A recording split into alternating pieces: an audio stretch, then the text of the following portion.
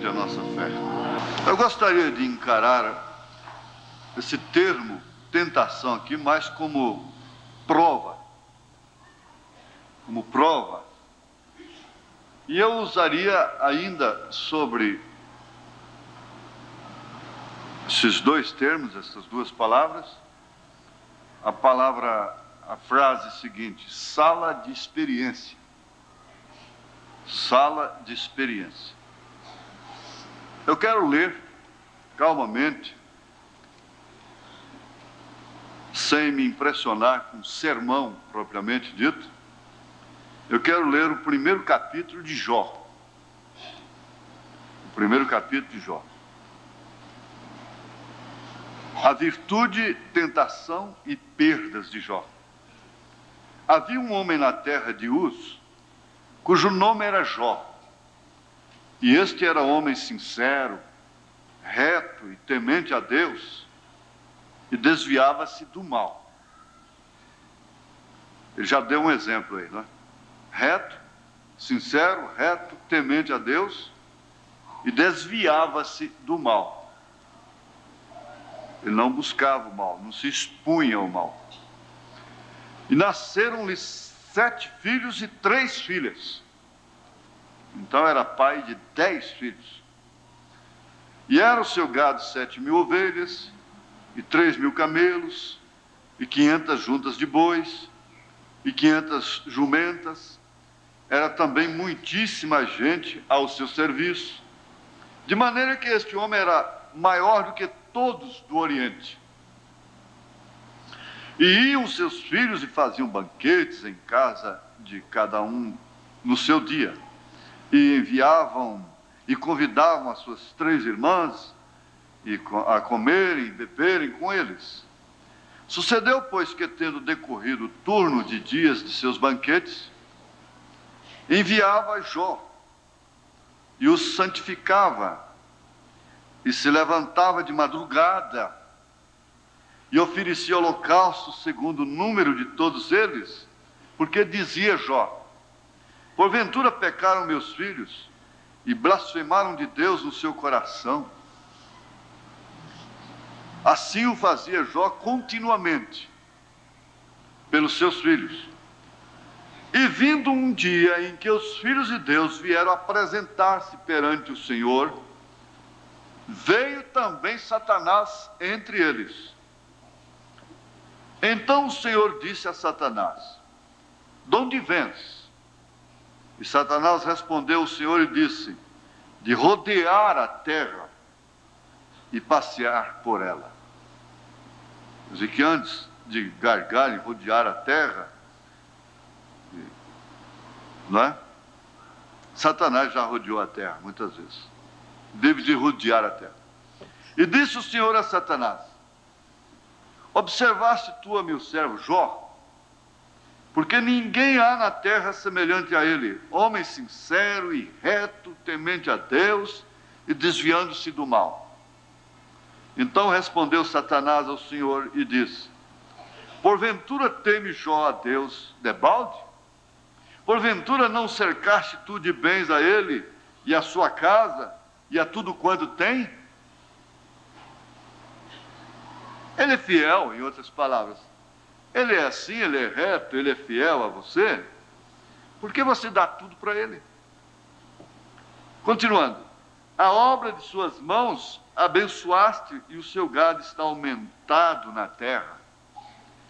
Mas estende a tua mão e toca-lhe em tudo quanto tem e verás se não blasfema de ti na tua face. Ora, Deus, melhor do que ninguém, sabia que Satanás estava blefando. E queria realmente era acabar com Jó. Mas teria que haver este livro na Bíblia. E disse o Senhor a Satanás: eis que tudo quanto tens está na tua mão. Somente contra ele não estendas a tua mão. E Satanás saiu da presença do Senhor. E sucedeu um dia em que os seus filhos e suas filhas comiam e bebiam vinho na casa de seu irmão primogênito, que veio um mensageiro a Jó e lhe disse: os bois lavravam e as jumentas paciam junto a eles. E eis que deram sobre eles os sabeus, e os tomaram, e os moços feriram no fio da espada, e eu somente escapei para te trazer a nova. Veja só, agora começou. Jó entrou na sala da experiência. E começou a coisa. Daqui a pouco vai chegar outro, dizer a mesma coisa. Somente eu escapei. E vim para te dar a nova. Sempre tem um que escapa para dar a notícia, não?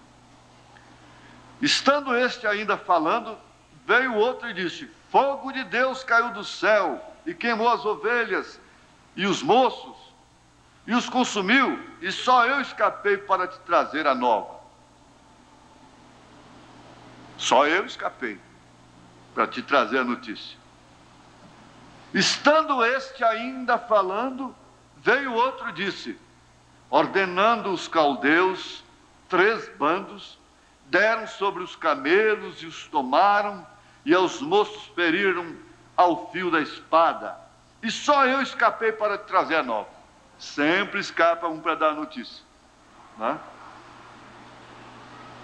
Estando ainda este falando, veio outro e disse: estando teus filhos e tuas filhas comendo e bebendo vinho em casa de seu irmão primogênito, eis que um grande vento sobreveio da além do deserto, e deu nos 4 cantos da casa, a qual caiu sobre os mancebos e morreram.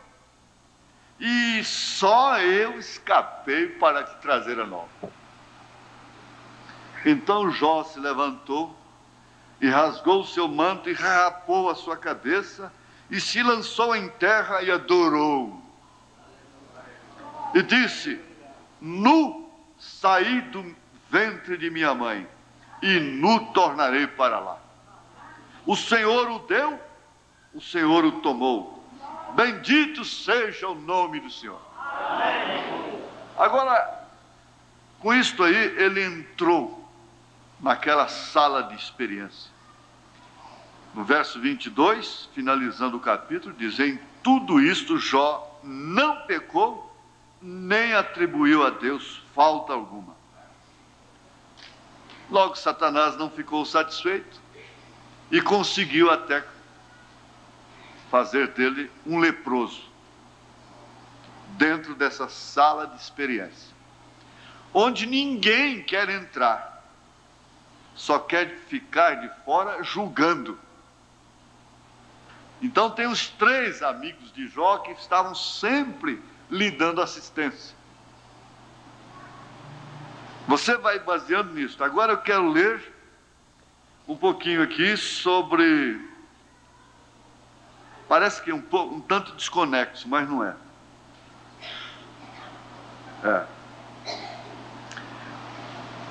Nesta mensagem, é sua vida digna do Evangelho. Porque eu pus aqui: ter família hoje é uma fornalha,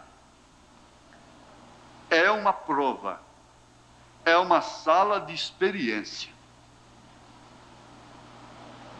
Nessa mensagem, é sua vida digna do Evangelho, a partir do parágrafo 273, a pergunta da menina, da garota, e disse que depois que a gente casa, ele manda na gente, não é? Ela é engraçada, essa pergunta, mas ela tem um fundamento. Isto aí quer dizer que ela está interessada em saber.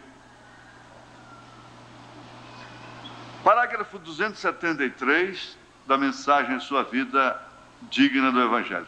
Veja, minha oração é por aqueles no rádio ou nas fitas, para o país e para aqueles que estão presentes, que o Deus de todas as graças celestiais possa brilhar seu abençoado Espírito Santo sobre todos nós, que nós desta noite em diante possamos viver uma vida que Deus possa dizer: isto me compraz, isto me compraz. Quer dizer, isto me agrada. Parece que Deus se agradou de ver Jó dentro daquela sala de experiência. Parece que Deus estava satisfeito e se regozijando em ver cristãs morrendo barbaramente em arenas, queimados, rasgados, da maneira mais impiedosa. Parece que Deus se compraz em ver um cristão sofrendo. Aliás, aí está o segredo, um dos segredos das coisas escondidas nos 7 trovões. O sofrimento do cristão e o seu regozijo no sofrimento. Porque bem sabemos que nós sofremos muitas coisas porque realmente somos cristãos. Porque caso contrário, nós não as suportaríamos. Nós não estaríamos mais debaixo daquela servidão, daquele jugo, daquela cruz.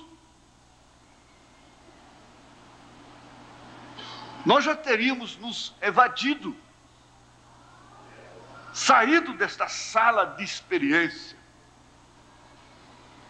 Quando você vê o garimpeiro pegando ouro, aquele ouro às vezes é preto, e coisa que quem não conhece não dá valor, mas ele é levado no cadinho, no fogo,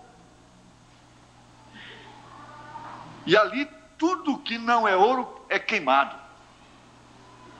não suporta, somente o ouro suporta. E depois de queimadas as escórias, eles ainda dão aquele banho de ácido. Então, assim também é o cristão. Isto me compraz. Entrem no gozo eterno que tem sido preparado para vós desde a fundação do mundo. O céu é excelente,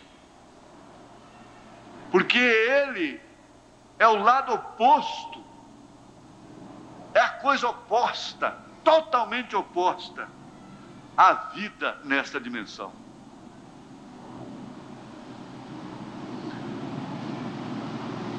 Que o Deus do céu possa enviar suas bênçãos sobre nós, mas não fica nisso só não. Oro para que Deus abençoe de tal maneira vocês, mulheres, nesta noite, que tem cabelo curto. Isto quer dizer, há muitas mulheres que têm cabelo curto de natureza, não é? Bem entendido. Cabelo curto porque foram cortados. Para que possam ver e se afastarem desta inclinação moderna do dia e compreenderem que a Bíblia diz que vocês não devem fazer aquilo.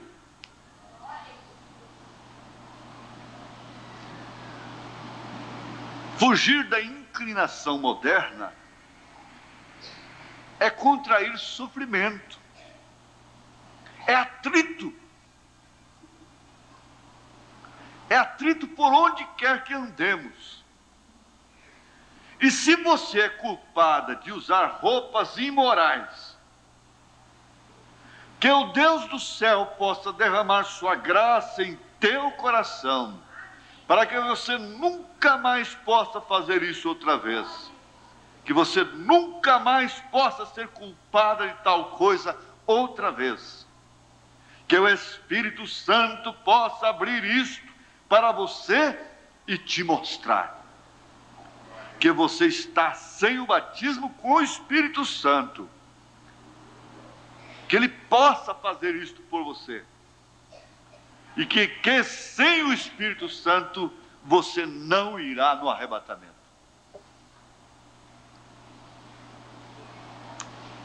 Nós estamos ouvindo aí, não entre por este caminho. Hoje ouvimos, o teu inimigo vai te pegar. Aí ele continua, a aflição da família.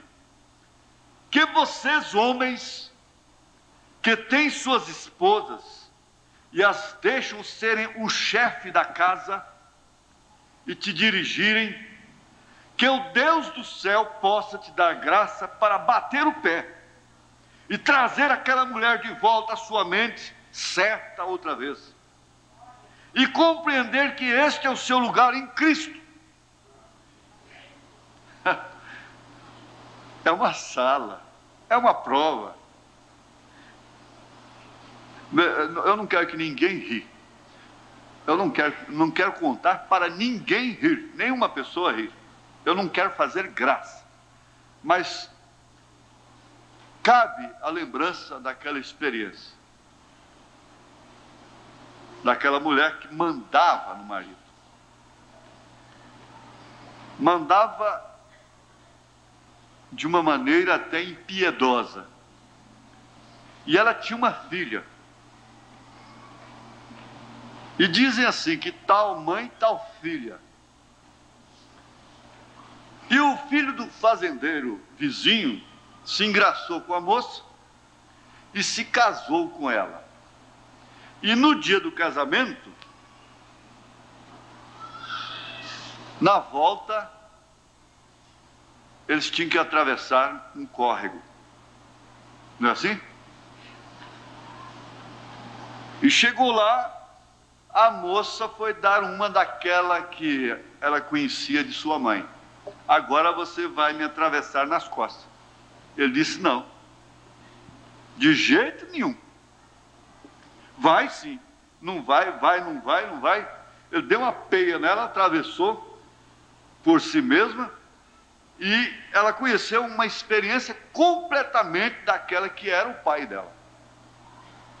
Porque, na verdade, a mulher, quando ela, usando até o termo do irmão Branham aqui, quando ela não é homossexual, ela faz questão de ser dominada.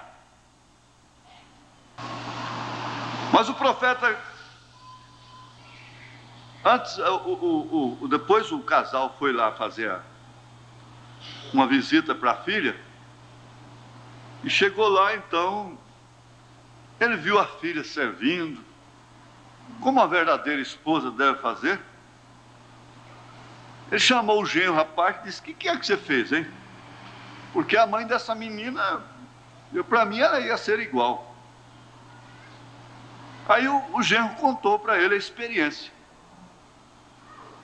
Ele falou, então é assim? Está bem. Na volta, quando chegou lá no dito cujo córrego, ele tentou fazer o que o genro fez. Mas apanhou que só um homem de bem. Não é? Apanhou que só um homem de bem. Então, 90% dos casais estão naquela condição hoje. Não é que apanha, isso aí tem uma brincadeira no meio. Mas, se bater o pé para ela, talvez seja exatamente o que ela está querendo. E não há solução, não há meio. É uma prova, é um sofrimento. Se corre, o bicho pega, se fica, o bicho come. Não pode sair, não pode ficar. Hoje eu vi aquela janela da arca, como a única saída que tem é para cima. Só pode mostrar os céus mesmo. O profeta continua dizendo, agora, não um patrão, mas você é o cabeça da casa. Porém, recordem, ela não é nem mesmo a criação original. Ela é simplesmente um subproduto de você, dada por Deus para tomar conta de você, para conservar suas roupas limpas e para preparar suas refeições e assim sucessivamente. Vocês, mulheres americanas que saem por aí com as suas faces pintadas, e seus narizes empinados para cima.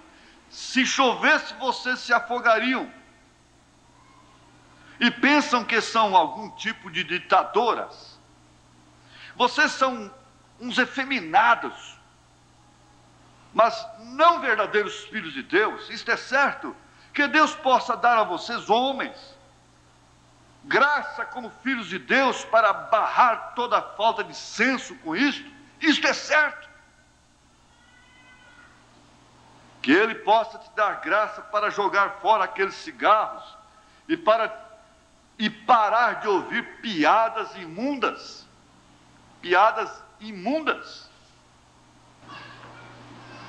E parar de ouvir piadas imundas.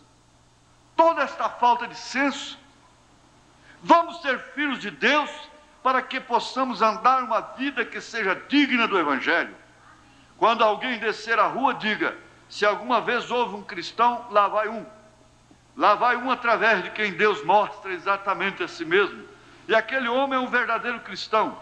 E se alguma vez houve cristão, você pode pensar que ela parece antiquada. Ela é uma dama genuína, aí está. Seja um cristão honrado, pois nós somos forasteiros aqui.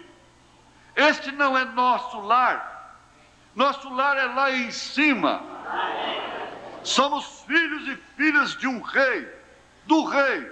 Que nossas vidas possam ser uma vida de honra, que possamos viver aquele tipo de vida para então se chamar cristão, porque você está somente trazendo opróbrio sobre a causa, sobre sua família, sobre seus filhos.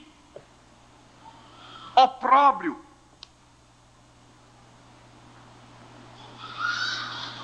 Agora, nosso lar não é aqui. Nosso lar é lá em cima. O que é aqui então? É uma sala de experiência. É um campo de provas. Mas ninguém quer entrar nela.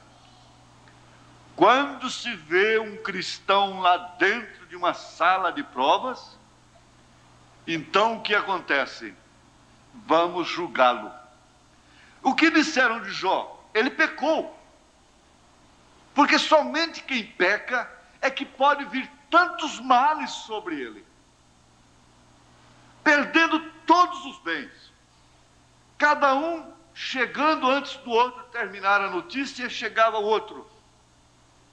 Perdendo os filhos. E por último, perdendo a própria saúde. E além disso, com lepra. Lepra na Bíblia é símbolo de pecado. Então você pecou. E o profeta diz numa mensagem: ninguém podia orar por ele quando ele havia orado por tantos durante a sua vida.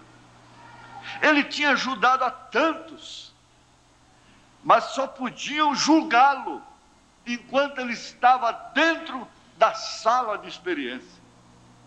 Você vê esses pobres comundangos, ratos,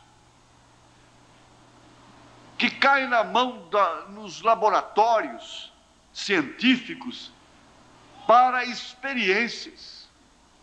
Então, milhares de ratos já morreram com AIDS. Milhares de ratos estão morrendo com cólera. Milhares de ratos comundangos estão morrendo com câncer, porque eles injetam o vírus naquele pequeno corpo para fazer experiência, o que chamam de cobaias, experimentando vacinas. Vacina ali o pobre animal e depois aplica o vírus da AIDS nele, para ver a reação. E o profeta disse: o corpo de Jesus Cristo é o corpo mais enfermo que existe na terra. Tudo recai sobre ele. Verdadeiramente ele tomou sobre si as nossas enfermidades. Ele carregou sobre si as nossas dores. Ele tomou sobre si as nossas transgressões. O castigo que nos traz a paz estava sobre ele. e pelas suas pisaduras fomos sarados. Então, ao invés de gozarmos deste benefício, parece que sofremos este juízo. Porque nos tornamos corpo de Jesus Cristo. E o corpo de Jesus Cristo é predestinado para sofrer aqui na terra. Todo o tempo que Jesus Cristo estiver na carne humana é para sofrimento, é para angústia, é para chorar sobre as cidades, é para se angustiar por ver a maldade, a abominação, a injustiça operando. Qualquer tempo que Cristo estiver em carne humana, é somente para sofrer, é para tomar a cruz, é para tomar sobre si males de outros, cargas de outros, é para ser injustiçado. Agora, eu estive olhando uma coisa. A sala de experiência da minha mãe, por exemplo, mostrou que para minha irmã, principalmente, para todos que conviveram com ela, que uma mulher pode ficar viúva aos 23 anos de idade e nunca mais se casar sem se corromper. Mas ela passou por uma verdadeira sala de experiência. Aí então parece que eu vi cumprido isso aqui, o que o profeta diz. Isto me compraz, entre no gozo eterno que tem sido preparado para você desde a fundação do mundo. Então o que me disse ela quando morreu? Naquela visão, quando os anjos iam levando-a, ela disse: não chores por mim. Sorrindo. Ela havia saído dessa sala de experiência, de teste do seu espírito.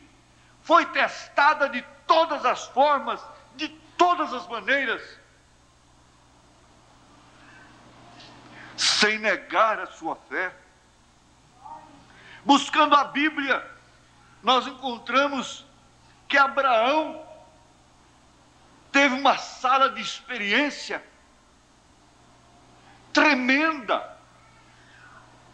Gente, um homem que amou tanto a Deus e que teve tanta experiência com Deus e que comeu com Deus pessoalmente. Abraão comeu com Deus. Você já pensou isso? Comeu com Deus. Deus chegou a Abraão, Elohim. Ele chegou lá com mais 2 anjos, de forma humana, com os pés sujos de poeira. Quando Abraão olhou para aqueles 3 varões, ele disse: meu Senhor. Ele teve uma revelação tão tremenda que ele não falou meus senhores, ele falou meu Senhor. Abraão nunca creu em 3 pessoas distintas. Mesmo vendo 3 pessoas, ele distinguiu a única que é Deus. Os outros 2 eram anjos que foram para Sodoma e Gomorra. E ele teve uma revelação tão tremenda que ele comeu com Deus, amigo de Deus,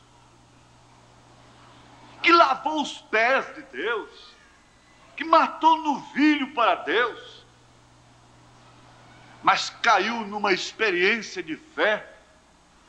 Deus não lhe deu filho enquanto ele podia ter filho. Deus não abriu a madre de Sara, sua esposa, enquanto ela podia, pela razão, pelos sentidos, pela lei biológica, pela biologia que o próprio Deus criou. Enquanto ela podia, Deus não lhe deu. Parece que o homem nasceu para ser testado. O homem nasceu para ser um exemplo. O homem nasceu para deixar alguma coisa de fundamento. Fundamental. Não há três pessoas. Mesmo quando ele viu três, ele falou no singular: meu Senhor. Fundamental. E ele então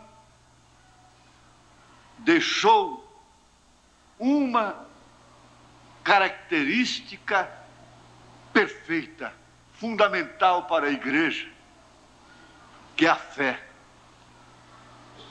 Na sua sala de experiência, foi-se encontrado o fundamento dos apóstolos e dos profetas.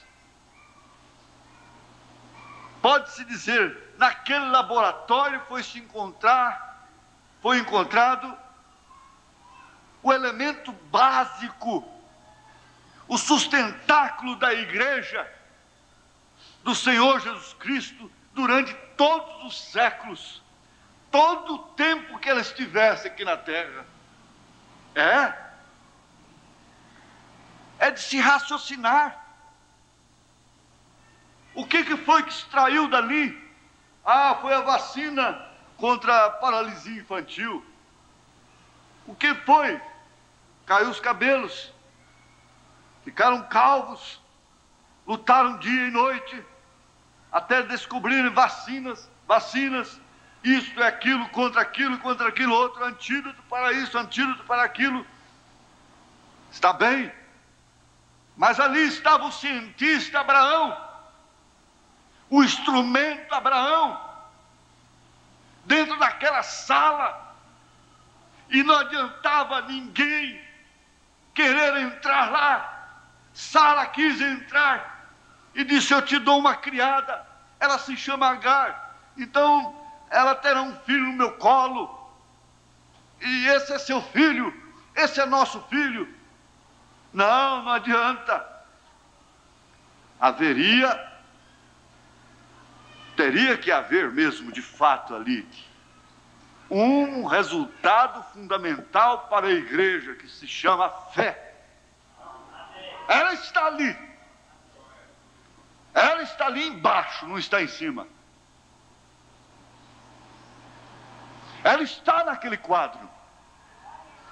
E ela foi tirada dali. E você vê que quando o Espírito Santo inspirou Hebreus 11, você só lê isto pela fé, pela fé, pela fé, pela fé, pela fé, e vai assim até o fim do versículo do capítulo. Pela fé Abraão, pela fé Moisés, pela fé Isaac, pela fé Abel, e assim até pela fé. Sem fé nós seríamos os mais miseráveis dos homens. Homem que não tem fé é um incrédulo.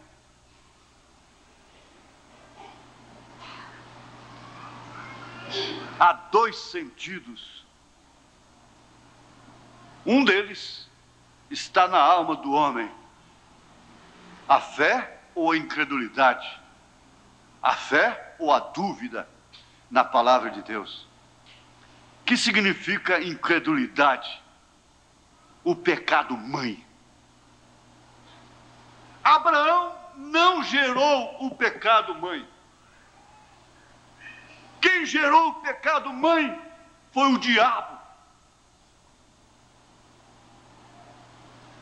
E ele mostrou através da jornada do deserto, ele mostrou através de todas as escrituras usando determinadas personagens, determinadas pessoas, para introduzirem no povo o veneno da dúvida no homem de Deus, no profeta de Deus, no Deus dos céus. Eles trabalharam e eles causaram somente dano para o povo, danos, perdas irreparáveis, mortes, perdições. Mas Abraão não. Abraão,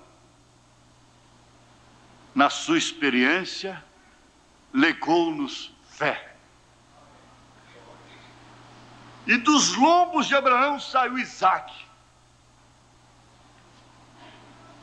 que por sua vez também escorregou para lá, justamente para onde esteve seu pai. Foi para lá dentro. E dentro da sua sala de experiência, o cientista de Deus, chamado William Marion Branham, Elias, o profeta desta era, constatou que o grande instrumento do amor, o símbolo do amor, é Isaque. Mas não foi mostrado sob perfumes de rosas, em mesas cheias de iguarias diversas. Não, porque o amor não é provado aí. O amor não é provado na saúde. O amor foi provado na cegueira. O amor foi provado na dor. O amor foi provado na hora da angústia, do sofrimento, da contradição. Então lá estava aquele Isaque, dentro da mesma sala do pai, e dali eles tirariam uma pílula, que é o maior poder. Maior poder. Paulo chegou a dizer, em 1 Coríntios 13, ainda que eu tivesse fé para transportar montanhas, mas não tivesse amor, nada seria. De nada valeria. Parece que a coisa veio em ordem progressiva. E esse Isaque gera no ventre de sua esposa 2 filhos, um bom e outro mau. Porém o bom era aborrecido por Deus, e o mal era amado por Deus. Ele se chama Jacó. E esse Jacó foi para lá na mesma sala. E ele teria que legar alguma coisa, algum extrato que realmente caracteriza Deus naquela especialidade. Alguma vacina, algum poder do alto. E para mim, sem esse aqui, não adiantava mais nada. Graça. Graça. Ah, foi graça, sim. Graça, favor imerecido, que tirou Jacó das suas trapaças, dos seus negócios de esperto, lá do Vale de Jaboque, lá da sua sala de experiência, perdendo seu filho, e depois vendo toda a sua descendência caminhando para o Egito, circunstancialmente. O que foi extraído dali? Graça. Graça, sublime graça. Sem graça, sem a graça, nós já teríamos sido consumidos. Sem graça, Maria Madalena estaria no inferno. O ladrão crucificado estaria no inferno. Sem a graça, não teria ninguém salvo, e o diabo seria vencedor sobre Deus. Mas como que o diabo pode vencer Deus? Quando e como? Nunca! Quando ele fez o máximo que ele pode fazer. O máximo que o diabo pode fazer é matar o físico. Quando ele matou o físico de Emanuel, de Jesus Cristo, no terceiro dia ele ressuscitou. Jesus ressuscitou. Aleluia! Isso para dizer, a minha igreja, a minha semente não ficará sem a graça. Porque se ele não ressuscitasse, não haveria graça. Aí então nós vemos Davi dentro daquela sala de experiência tremenda, às vezes momento de maior prazer de sua carne, estava justamente fazendo com que ele deslizasse exatamente para dentro daquela sala. Você tem que entender isso. Há momentos de prazer, de prazeres, que aqueles prazeres são justamente a coisa que vão te levar para a sala da experiência, para a sala da dor do parto. Aquele prazer vai custar um parto, vai custar contrações, vai custar dor de parto, vai custar nascer um filho, e aquele filho crescer, criá-lo com toda dificuldade, e depois pelo rebelde. Tudo isso vem de uma noite de prazer. Aquele filho rebelde sangrando o seu coração, desobedecendo, e você perdendo noite de sonos, como quem está dentro de uma sala de experiência, desde aquela noite de prazer, desde aqueles 5 minutos de prazer. 5 minutos de prazer custou o resto da vida de aflição. Custou um filho, uma filha rebelde, resultou numa filha rebelde.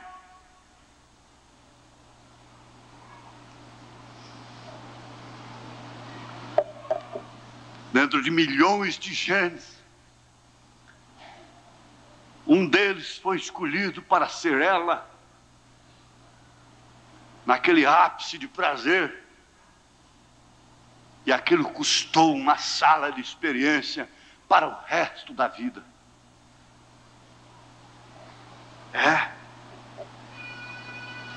Agora ali estava Davi, com essa experiência, porque foi um homem de prazeres, um homem que teve 500 mulheres.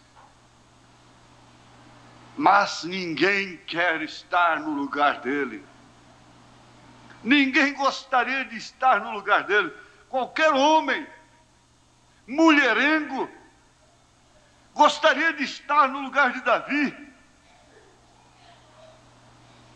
Em determinados instantes, em determinados momentos, em determinadas circunstâncias, etapas de sua vida, mas não queriam, ninguém gostaria de estar no lugar de Davi.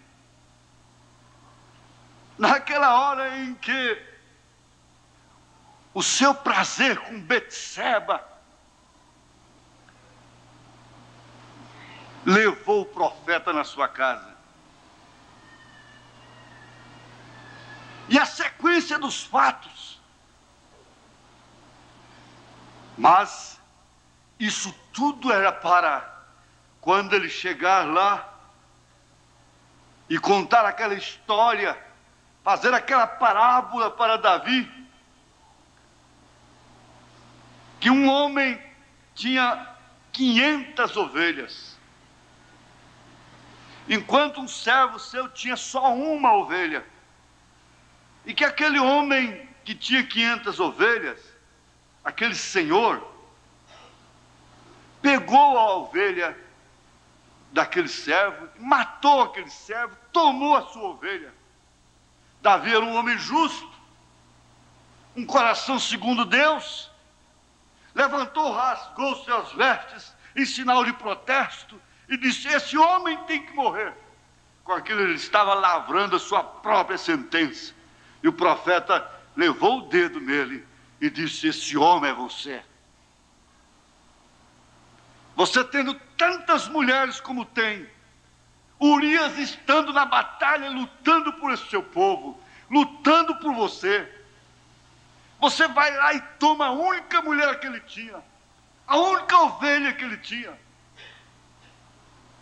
Mas ele próprio, o próprio profeta de Deus disse: certamente não morrerás, mas você vai entrar numa sala de experiência por causa disto. Eu disse hoje para um irmão: irmão, muitas coisas que nós fazemos aqui, que assumimos aqui, não irão nos levar para o inferno. Mas tem uma coisa: prepare-se para purgar aqui na carne. Prepare para sofrer as consequências aqui na carne. Você vai purgá-las. Elas não impedirão o eleito ir para os céus, ser arrebatado. Mas pode saber, o que você plantou aqui, você vai colher aqui. Você planta injustiça com o filho alheio, com a filha dos outros, você vai colher dentro de sua casa. Você planta injustiça dentro do seu coração, e você vai colher aquilo. Você faz um casamento precipitado, você vai colher o resultado desse casamento precipitado. Você deixa os seus sentimentos serem zombados, chantageados, mas fique sabendo, você vai colher na carne. Isso é a verdade. Nós estamos aqui para olhar no espelho. Às vezes nós nos colocamos a condenar um irmão. Não, ele não deixou de ser nosso irmão, não. Ele apenas está purgando, sofrendo. Ele está na sala da experiência dele. Ele não deixou de ser nosso irmão. Ela não deixou de ser nossa irmã. Ela está purgando uma coisa que ela plantou na carne. Porque quando você vê a pessoa prosperar e o juízo não baixar sobre ela, o juízo temporário, ela não purgar aqui, é sinal de que ela não é filha de Deus. Davi, leia o Salmo 73. O próprio Davi notou isso. Então nós vimos o extrato daquele laboratório, justiça. Aí nós temos o José. Para deixar em ordem, teria que ser José. José lá no Egito. Qualquer homem normal, natural, sabe perfeitamente que ele passou por um teste, uma experiência terrível. Aquela mulher deveria ser linda, formosa. Ela sabia tentar, ela sabia provocar. E ela deu um jeito de apanhar José no quarto. José foi provado, foi testado e não caiu. Não caiu com ela. E por não cair, foi parar no calabouço, a sua sala de experiência. Desceu mais. Foi preso, foi jogado como um bandido, um pervertido, um mau caráter, lá no calabouço. Mas lá Deus estava com ele. O importante não é onde você está. O importante é Deus estar lá com você.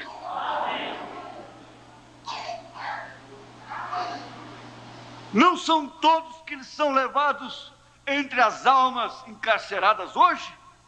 Quem não está andando entre almas encarceradas? O irmão Branham foi levado na região dos perdidos, na região das almas encarceradas, muito antes das mulheres pintarem seus olhos. Ele foi levado lá aos 14 anos de idade. E lá ele viu esses homens com cabeça d'água, essas coisas todas. E isso tudo que você está vendo hoje. Ele viu aos 14 anos de idade. Ele foi levado lá. Lá ele viu mulheres com os olhos pintados, ao redor assim dos olhos pintados. Depois de muitos anos, quando ele viu a primeira mulher pintada daquele jeito, ele disse: olha, eu posso orar pelas pessoas. Coitada, ele ficou com dó dela, que aquilo seria uma doença. Mas aí, logo ele viu outra. E o irmão que estava com ele disse: não, isso aí agora é moda, é coisa que soltaram aí. Então ele se recordou que ele tinha visto aquilo lá no inferno. Ele foi levado no inferno. Ele foi levado na região dos perdidos, para ver antes do fim de tudo, ver as mulheres que cortam seus cabelos, pintam suas faces, seus olhos, suas unhas, e andam vestidas dessa maneira lá no inferno. Ele disse que é o gemido mais horrível que já ouviu na vida dele.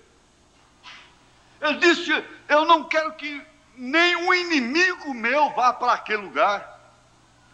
Eu não quero que o pior inimigo meu vá para aquele lugar. Ele disse: faça tudo para não ir para aquele lugar. E hoje ela está dentro de sua casa, ela está na sua penteadeira, está no seu quarto, está no seu guarda-roupa, essas roupinhas sumárias coladas. Coladas no corpo, pode estar arrastando o chão, provoca mais adultério do que de short. Esses vestidos aqui que vocês veem colados, provocam mais adultério do que fio dental.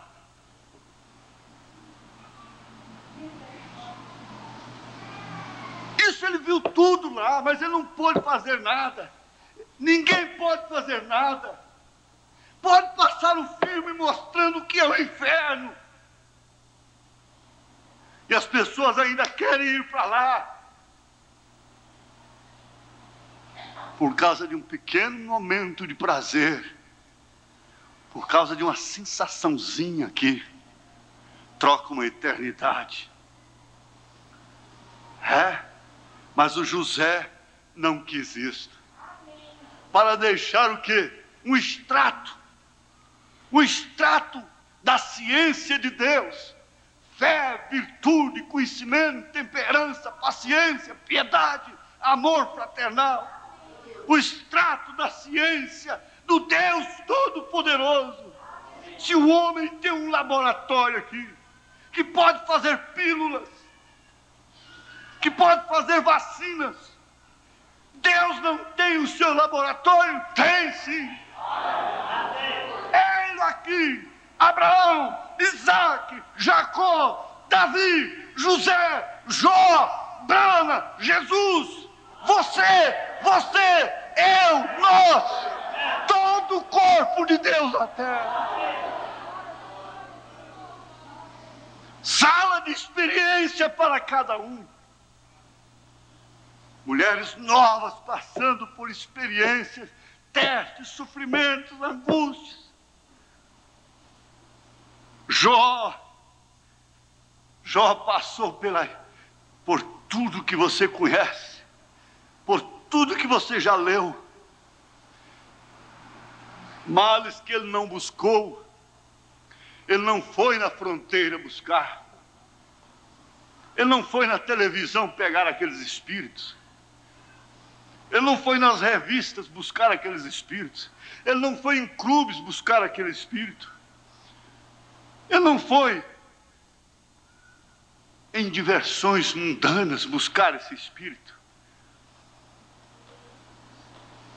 Ele era um homem que levantava de madrugada e orava pelos seus filhos, e oferecia sacrifício pelos seus filhos. E era um homem sincero, era um homem honesto, reto, temente a Deus, e desviava-se do mal.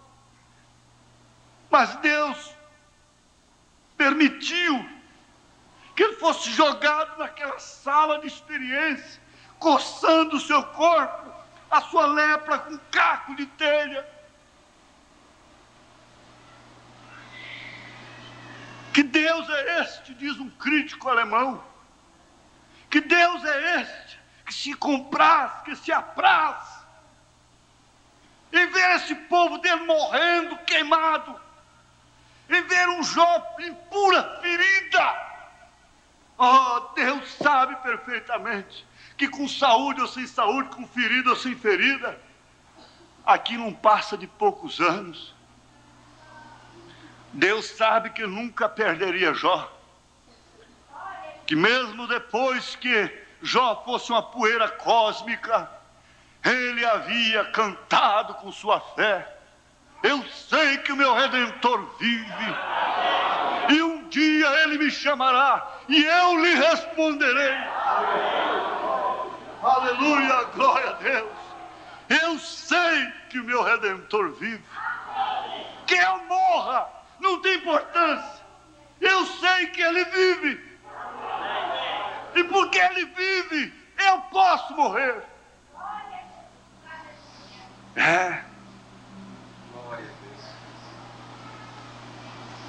Você pergunta, por que eu estou passando por isso? Eu sou meio filósofo, meio poeta, certas horas. Estava pensando assim, escute, não olhe o que eu tenho. Pensando assim, aquelas pessoas que vivem murmurando por causa do que os outros têm. Por causa da casa que o outro tem, por causa do carro que o outro tem. Disse, não olhe o que os outros têm. Olhe o que os outros não têm e que você tem. E assim não murmurarás. Nunca murmurarás. Não olhe, não fique olhando. Não fique espiando o que os outros têm. A minha mãe me batia, me corrigia, porque nós éramos pobres. Mas ela não queria que eu estivesse na casa de meus parentes espiando na hora de comer. Venha comer com sua mãe o arroz pilado, o feijão, o que tiver aqui em casa, mas não fique lá espiando. Coma o que você tem, minha filha. Coma o que você tem. Não fique com inveja dos ímpios. Não coma dos outros, não fique com inveja dos ímpios. Não! Coma o que você tem. O que você tem é o pão dos céus, é a mensagem do dia, é a palavra eterna, é o quinhão de Deus, é o maná que desceu dos céus. Israel ficava lembrando da comida do Egito, com saudade. Esse homem passou por um sofrimento, por fornalhas de aflições, que a gente pensa, conhecendo a história de sua vida, como um homem pode suportar o que esse homem suportou, e ainda sair diante do povo e orar pelos enfermos, e curar os enfermos, curar paralíticos, cegos, ressuscitar mortos, curar cancerosos, e combater todos os demônios. Esse homem mexeu com cada demônio, que ninguém mexia com ele há muitos anos, há muito tempo. Ele mexeu com tudo, ele embolou tudo, ele mexeu com tudo quanto é demônio. E quem mexe com marimbondo é ferroado. Quem mexe com abelha vai ser ferroado. Ele ficou cheio de ferrões. O diabo se jogou contra ele, matou sua esposa, matou seu pai, matou seu irmão, matou sua filhinha. E depois disse: agora abandona esse Deus, porque esse Deus cura os outros, mas não cura a sua família. Ele não gosta de você. Sala de experiência. Ele disse exatamente como Jó disse: Deus deu, Satanás. Deus tomou. Deus deu. Deus tomou.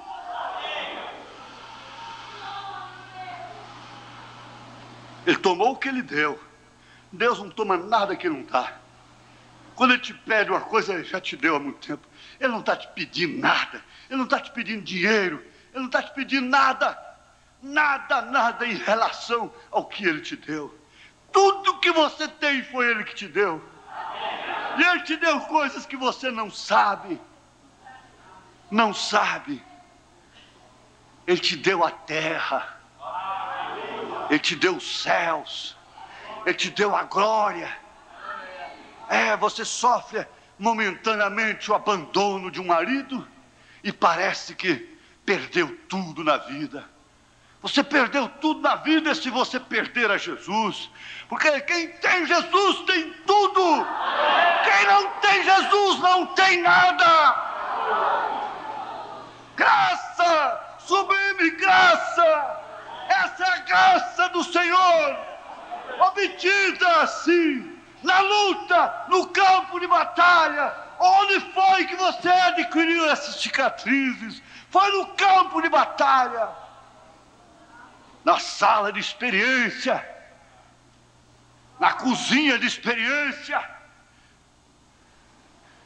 na cama de experiência, de aflição, no lar de aflição, lá que se transformou em fornalha.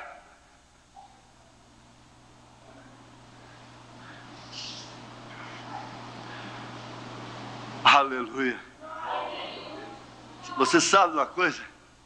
Que desse forno, dessa fornalha ardente, dessa sala de experiência de William Branham, saiu tudo isso: fé, amor, graça, justiça, perfeição, paciência. Saiu tudo isso: fé, virtude, conhecimento, temperança, paciência, piedade, amor fraternal. Sabe por quê? Jesus trouxe tudo isso e nós estamos vivendo na plenitude dos tempos. Lutero não podia trazer tudo. Lutero trouxe apenas a justificação pela fé. Wesley também não podia trazer tudo.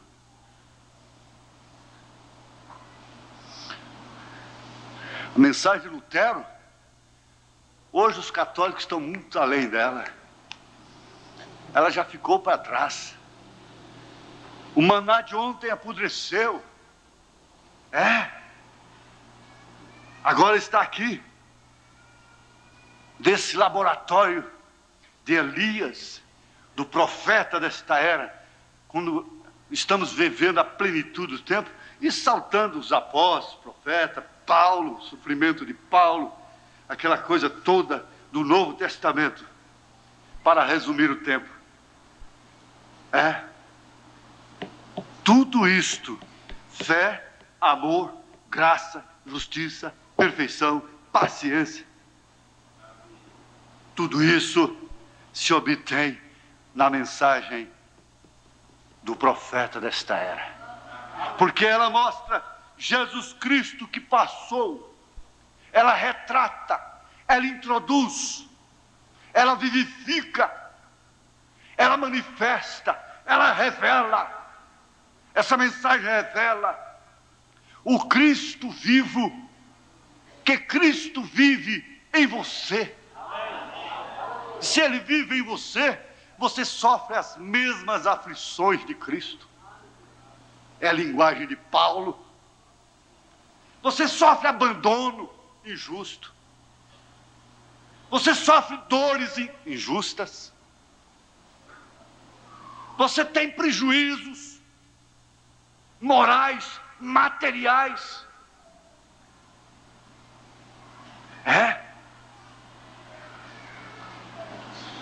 Porque do Senhor Jesus Cristo nós herdamos fé, amor, graça, justiça, perfeição, paciência e mais ainda, ressurreição.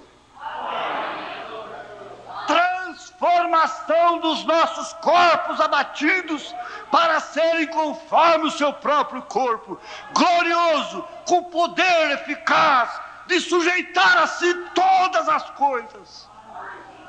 Tudo isso saído desse laboratório.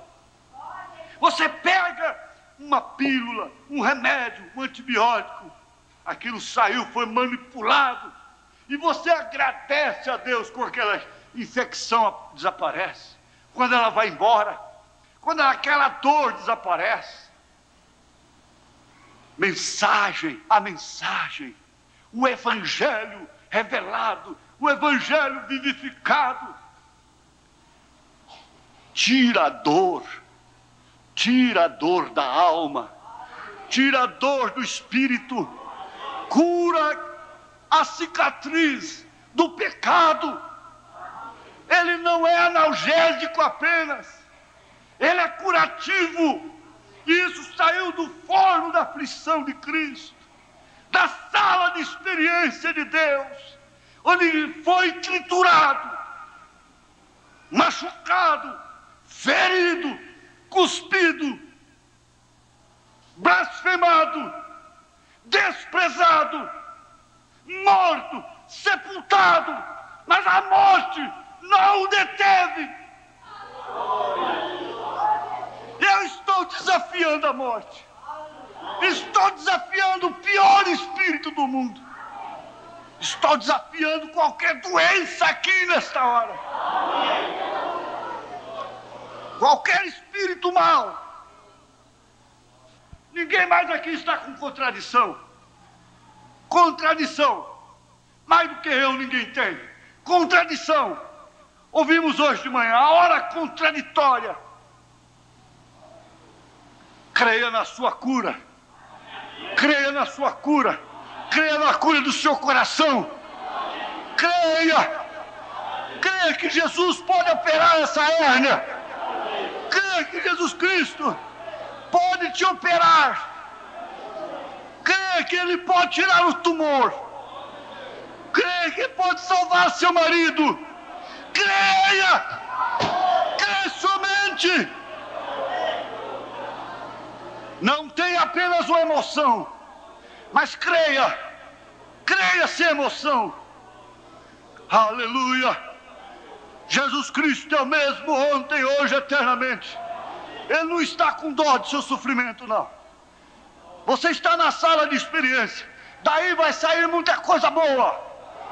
Vai sair fé, virtude, conhecimento, temperança, paciência, piedade, amor fraternal. Ninguém pode entrar lá por você, é você mesmo, é você mesma.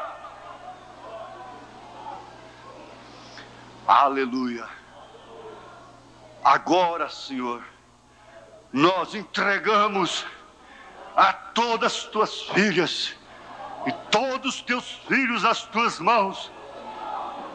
Sadraque, Misaque, Abednego, Daniel, fogo maligno de Nabucodonosor, você não pode queimar os filhos de Deus.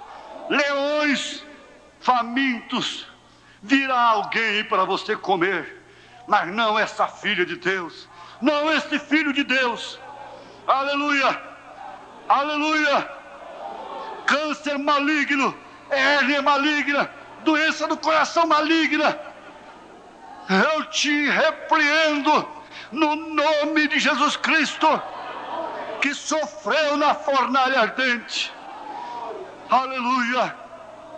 Eu te repreendo problema de dor de cabeça, de circulação, nos ossos, no sangue, nos nervos, no fígado, nos rins, estômago, vesícula, baço, intestinos, garganta, olhos, ouvidos, boca, seja onde for a doença, órgãos internos, em nome de Jesus Cristo, eu entro em contenda com o diabo e suas doenças. Aleluia! Deus te cura agora. Deus te cura agora. Aleluia. O último estado de Jó foi melhor do que o primeiro. O seu último estado será muito melhor. Toma, igreja amada. Toma fé no Filho de Deus, porque essa fé vence o mundo. Em nome de Jesus Cristo. Amém, Senhor. Amém. Glória a Deus. Sublime graça do Senhor, que a um infeliz salvou. Eu cego,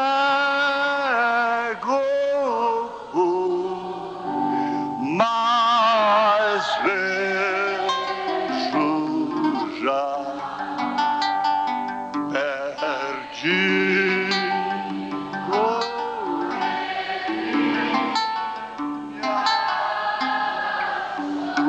Aleluia. Sublime graça.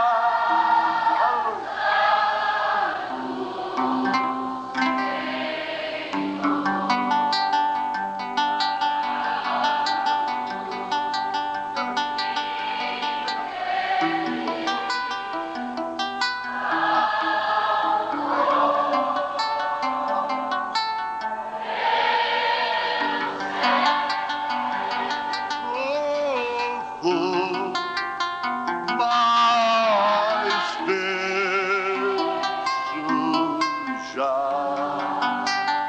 perdido, ele me achou. Aleluia, glória a Deus, aleluia. Você vai pensar, essa é a minha sala de experiência. Disso aqui vai sair algum extrato. Vai sair graça, vai sair virtude, vai sair alguma coisa aqui. Aleluia! Aleluia!